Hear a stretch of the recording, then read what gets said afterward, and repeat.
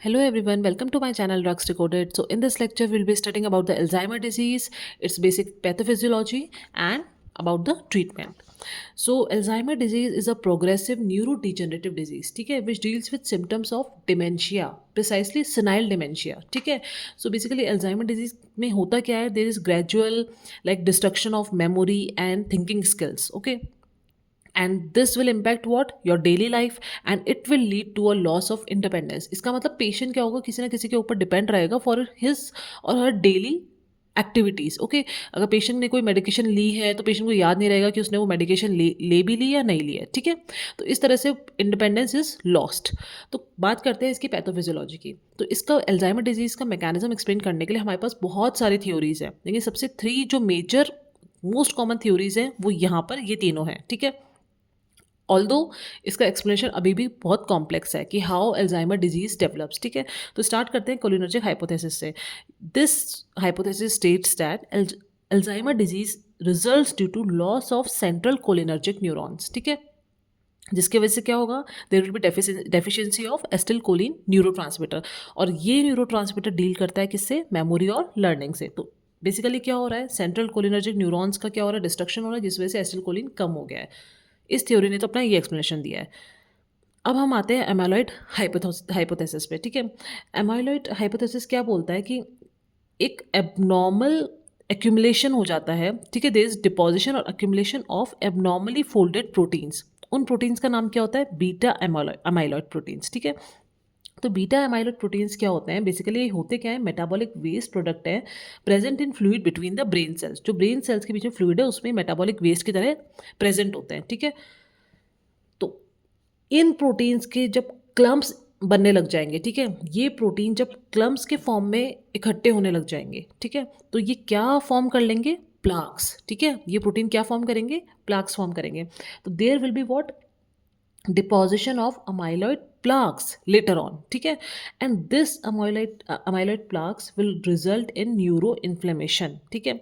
और ये neuroinflammation से क्या होगा, this will disrupt communication between neurons, ठीक है. तो neurons में communication, जी neurons है, ठीक है.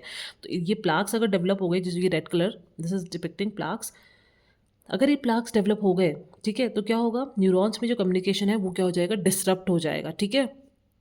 and this is the explanation by amyloid hypothesis that this leads, all this mechanism leads to Alzheimer disease, ठीक है. थर्ड थ्योरी पे हम स्विच ऑन करते हैं, that is tau hypothesis. Tau hypothesis says that Alzheimer disease develops due to abnormal aggregation of tau protein, ठीक है. abnormal aggregation, एक protein होता है जिसका नाम होता है टाउ प्रोटीन, ठीक है, उसका एबनॉर्मल एग्रीगेशन हो जाता है, ठीक है, जिसकी वजह से क्या होता है, formation of tangles with in the nerve cells in the brain, ठीक है. तो ब्रेन में क्या होता है, एक इस तरह से न्यूरोफिब्रिलरी टैंगल्स फॉर्म हो जाएंगे इस तरह से, ठीक है. तो अब बात करते हैं कि नॉर्मली इसका काम क्या होता है. सबसे पहले ये समझते हैं, तो ये टाउ प्रोटीन क्या होता है, इसका एक नॉर्मल हेल्दी इंडिविजुअल में काम ये होता है, it helps to lengthen and support microtubule structure, ठीक है. जैसे सपोज ये माइक्रोट्यूब्यूल है, तो इसको ये सपोर्ट करके रखता है tau protein. This pink one I have made, this is tau protein, ठीक है, and this purple one is what, microtubule structure, ठीक है. तो इसका और माइक्रोट्यूबुल्स का काम क्या होता है, टू कन्वे इंफॉर्मेशन और न्यूट्रिएंट मॉलिक्यूल्स, ठीक है, among the from one neuron to another, ठीक है, और all over the brain cells, ठीक है. तो इसका काम होता है for the transport of nutrients and information, ठीक है. अब मान लो ये जो माइक्रोट्यूब्यूल है ये स्ट्रक्चर स्टेबलाइज्ड है ड्यू टू टाउ प्रोटीन्स, ठीक है. अब ये टाउ प्रोटीन्स क्या हो गए हैं, इनका एबनॉर्मल एग्रीगेशन अगर ये यहाँ से हट जाएं, ठीक है, ये टाउ प्रोटीन्स यहाँ से हट जाएं, यहाँ से ये रिमूव हो जाएं अगर, तो क्या होगा, ये जो माइक्रोट्यूब्यूल स्ट्रक्चर है इसकी जो स्टेबिलिटी है, स्ट्रक्चरल स्टेबिलिटी है, वो क्या हो जाती है, डिसरप्ट हो जाती है, ठीक है. जिस वजह से क्या होता है, this will disrupt neuron transport system, क्योंकि ये ट्रांसपोर्ट में हेल्प कर रहे थे. तो जैसे टाउ प्रोटीन का न्यूरोफिब्रिलरी टैंगल्स के फॉर्म में एक्यूमुलेशन होगा, वैसे ही माइक्रोट्यूबुल स्ट्रक्चर डिसरप्ट हो जाएगा, and this will disrupt neuron transport system, and this will lead to malfunction in biochemical communication between neurons, ठीक है. तो ये तीन थ्योरीज हैं जो कि ये बताती है कि हाउ अल्जाइमर डिजीज डेवलप्स.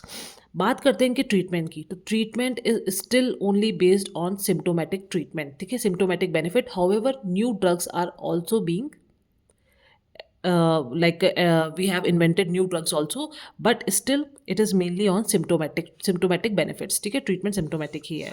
तो बात करते हैं ड्रग्स फॉर एल्जाइमर्स. ठीक है, तो हमारे पास हमने दो कैटेगरी में ड्रग्स को डिवाइड किया है. एक है कोलिनेस्ट्रेस इनिबिटर्स और एक क्या है, एनएमडीए रिसेप्टर एंटागोनिस्ट. ठीक है, तो कोलिनेस्ट्रेस इनिबिटर्स को देखते हैं सबसे पहले. तो होता क्या है नॉर्मली, एस्टिल कोएंजाइम ए और कोलिन. ठीक है, कोलिन एस्टिल ट्रांसफरेज की प्रेजेंस में क्या बनाते हैं, एसिटाइल कोलिन.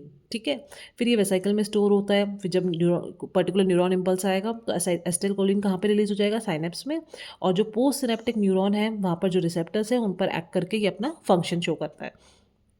बट साथ में क्या होता है, ये जो रेड कलर का आप देख रहे हैं ये क्या है, एसिटिल कोलिनेस्ट्रेस और ब्यूटाइल कोलिनेस्ट्रेस एंजाइम होते हैं. ठीक है, तो ये जो दो एंजाइम है ये क्या करते हैं, इस ये जो एसिटिल कोलिन साइनेप्स में है इसको ब्रेक डाउन कर देते हैं in what, acetate plus choline.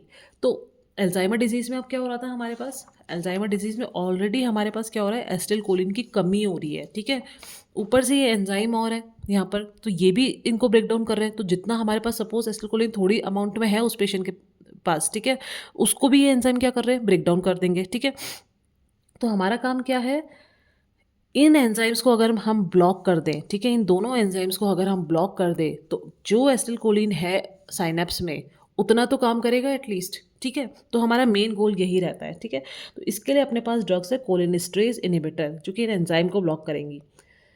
तो अभी जो न्यूअर कोलिनेस्ट्रेज इनिबिटर्स है वो कौन कौन सी है, डोनेपेजिल, राइवास्टिग्मिन और गैलेंटामिन. ठीक है, ओल्डर जो हमारे पास कोलिनेस्ट्रेज इनिबिटर थी वो थी टैक्राइन. ठीक है, क्या थी वो अपने पास, टैक्राइन. टैक्राइन, ठीक है, इसको क्या 4 टाइम्स आपको देना पड़ता था. ठीक है, 4 टाइम्स अ डे आपको इसका ड्रग एडमिनिस्टर करना पड़ता था. तो जो न्यूअर है उनमें क्या है, डोनेपेजिल में आप इसको वंस डेली दे सकते हैं. राइवास्टिग्मिन का क्या है, it can be administered, it can be use for dementia due to Alzheimer disease and parkinsonism. And we have galantamine. ठीक है, राइवास्टिग्मिन ऐसी ड्रग है इन दोनों में से जो एसिटिल कोलिनेस्ट्रेज और ब्यूटाइल कोलिनेस्ट्रेज दोनों को इनिबिट करती है. केवल राइवास्टिग्मिन का काम है ये. ठीक है, बाकी तीनों ड्रग एसिटिल कोलिनेस्ट्रेज पे इनिबिट करेगी. इनके एडवर्स इफेक्ट क्या है, nausea, vomiting, diarrhoea, slow heart beat, loss of appetite and substantial weight loss. ठीक है, अब हम आगे चलते हैं. इसके बाद एक और ड्रग आती है acetyl L carnitine which is structural analogue of what, acetyl choline. ठीक है, तो इसकी प्रॉपर्टीज़ क्या होती है, एक तो एंटीऑक्सीडेंट प्रॉपर्टी है इसकी, और साथ में क्या है, ये इंक्रीज करते हैं कोलिनर्जिक ट्रांसमिशन को. ठीक है, तो ये ड्रग क्या करती है, सिम्टम्स को डिक्रीज करेगी प्लस एल्जाइमर डिजीज़ के प्रोग्रेशन को स्लो कर देगी. ठीक है, अब आते हैं हम दूसरी कैटेगरी, एनएमडीए रिसेप्टर एंटागोनिस्ट.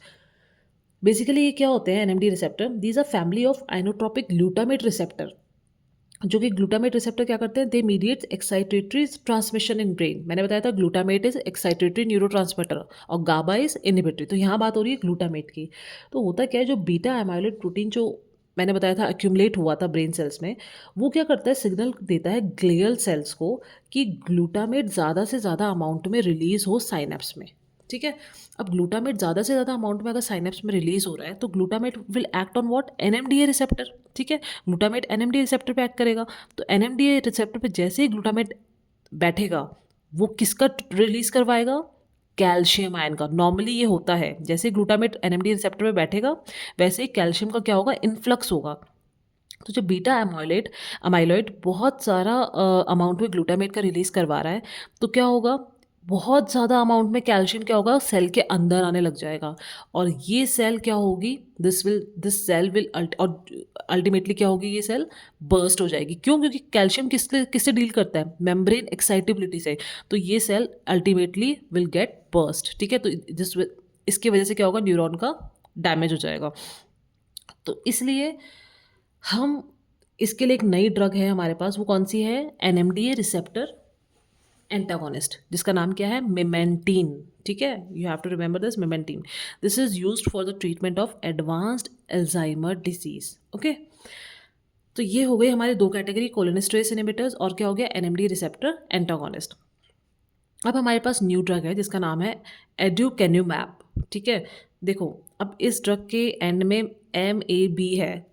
ठीक है, MAB मतलब मोनोक्लोनल एंटीबॉडी. किसी भी ड्रग के एंड में MAB लग जाता है मतलब वो मोनोक्लोनल एंटीबॉडी है. ठीक है, this is a new drug, you have to note it, this is very important. ठीक है, only drug that targets the underlying cause of Alzheimer disease. Okay, that is a beta amyloid. तो अभी तो हम किसकी बात कर रहे थे, कोलिनेस्ट्रेज की या ग्लूटामेट पे हम इस तरह से बात कर रहे थे, ठीक है। अब ये जो ड्रग है ये कहाँ पर अटैक कर रही है, सीधा इस ड्रग ने अटैक किया है बीटा एमिलॉइड पे, ठीक है। तो ये न्यूअर हमने एक इन्वेंशन है, न्यूअर ड्रग्स है, ठीक है। तो अंडरलाइंग कॉज किस अल्जाइमर डिजीज का है, बीटा एमिलॉइड, तो उस पर इस ड्रग ने अटैक कर दी है ड्रग, ठीक है। So this is basically monoclonal antibody against amyloid A beta and is approved as intravenous therapy for AD, ठीक है। इसको इंट्रावेनसली हम देते हैं। You can remember this at Alzheimer disease, A D मतलब अल्जाइमर डिजीज, यू सी मतलब underlying cause, ठीक है, एंड मैब मतलब monoclonal antibody. So you can remember this mnemonic like that, ठीक है। So this completes Alzheimer disease, okay, and thank you for watching.